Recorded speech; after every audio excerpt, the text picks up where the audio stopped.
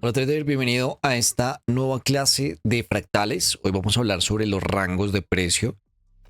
La característica es bien simple, es bien fácil de entender. Básicamente, este gráfico que tenemos en pantalla lo que nos está reflejando es que el precio no se mueve hacia arriba ni hacia abajo, está netamente lateral. Y vamos a aprender a leer estas zonas, cómo trabajarlas. Alguien dice que no se debe trabajar, alguien dice que sí. Vamos a entenderlo para que cada uno de nosotros pueda tomar la decisión que considere apropiada, de acuerdo pues a las características que el gráfico le presente. ¿De acuerdo? Entonces lo primero que vamos a entender acá es que tenemos un movimiento de distribución, ¿ok? Imaginemos por ahora que el precio viene de arriba hacia abajo, es decir, bajista, o de abajo hacia arriba, es decir, alcista. Por ahora no nos va a llamar la atención y es porque vamos a encasillar al precio, lo vamos a encerrar, ¿ok? Vamos a tener en cuenta el último movimiento que sea exagerado, que sea visiblemente notorio. Por ejemplo, tenemos el máximo de esta vela, movimiento de distribución, con el mínimo de esta vela. Y fijémonos que todo el restante de las velas está por dentro de esos límites, lo que se traduce en una ausencia de máximos y de mínimos, o nuevos máximos y nuevos mínimos. Por lo tanto, vamos a leer qué pasa de manera interna en este fractal.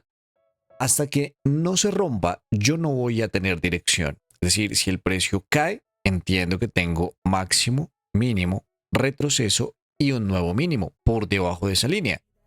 Si por el contrario el precio sube, lo que yo voy a entender es que tengo un máximo, tengo un mínimo y ahora tengo un máximo más alto que el máximo anterior, lo que se traduce posiblemente en un market shift, que ya lo detallaremos más adelante.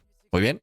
Por ahora, como no tenemos rupturas, vamos a limitarnos a lo que tenemos y es dentro de esta zona. Fijémonos en lo siguiente. Movimiento de distribución. Tengo primero el máximo y luego el mínimo.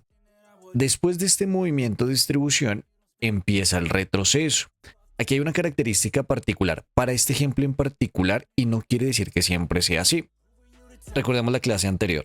Hablábamos sobre dos velas en la misma dirección para dar por terminado el máximo, el swing high, o el mínimo, el swing low. Para este ejemplo no tenemos dos velas en continuidad. Tenemos simplemente una vela y tenemos varias interrupciones. Esto es muy común en ejercicios de temporalidades mayores. Hablamos de diario, hablamos de mensual, semanal, incluso en H4. ¿Ok? Por lo tanto, en este caso, para los rangos, vamos a omitir esa condición para entender que comienza. Si lo encontramos estaría perfecto, pero probablemente veamos esas condiciones de la forma en la que las estamos viendo actualmente. Muy bien. ¿Qué quiere decir esto? Si mi punto máximo y mi punto mínimo son mi referencia, cuando el precio retorne a la parte alta del canal, es una muy buena zona para querer buscar alguna confirmación y venir a buscar el 50% del rango de precios. Hasta que no salga, yo no me voy a poner a adivinar hacia qué dirección va a salir. Voy a trabajar el entorno dentro de ese rango de precios. ¿De acuerdo? Entonces veámoslo de esta forma. Fijémonos que el precio en el retroceso deja un mínimo, deja un siguiente máximo y en el movimiento en la parte superior queremos buscar el retorno al 50%. ¿Qué sucede? Que en ese retorno no hay ninguna interrupción, simplemente tenemos esta vela. Por lo tanto, el objetivo se va a convertir en el mínimo anterior, ¿ok? De esta liquidez o esa fractalidad interna. Aquí podemos ver un impulso, un retroceso, siguiente impulso, retroceso y siguiente impulso. Lo que nos lleva a pensar en un ciclo de mercado, retroceso del precio para venir a buscar mínimos anteriores. Esto es evidente que debe realizarse con destreza, ¿ok?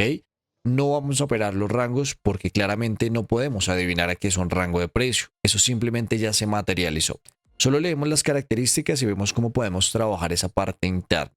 Muy bien.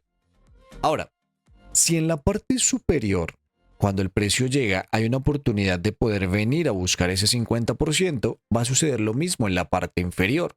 Una vez de que el precio cae, se llevan los mínimos y posiblemente tengo el mínimo como objetivo, voy a poder trabajar este retroceso, es decir, ese es mi punto de salida.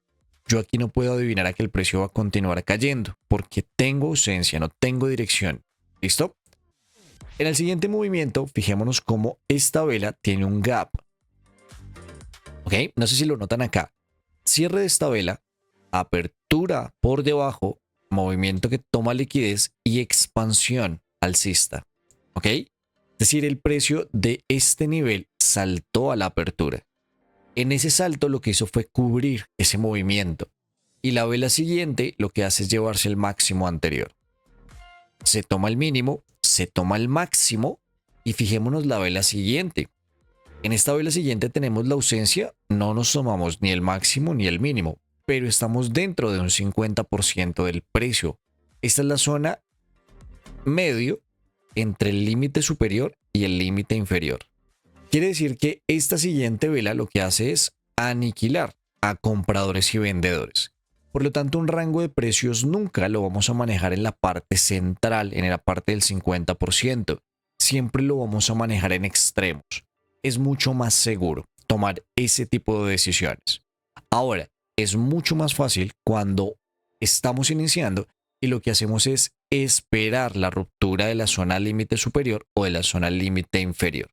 Pero por dentro podemos estar presumiendo información importante a la hora de generar los siguientes movimientos luego de la ruptura.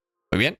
Por lo tanto, delimitar las zonas va a ser la clave en un movimiento de rango y entender que esa ruptura me va a indicar esa nueva dirección del precio. Con esto, trader, llegamos al final de la fase de rangos. Nos vemos en la siguiente clase.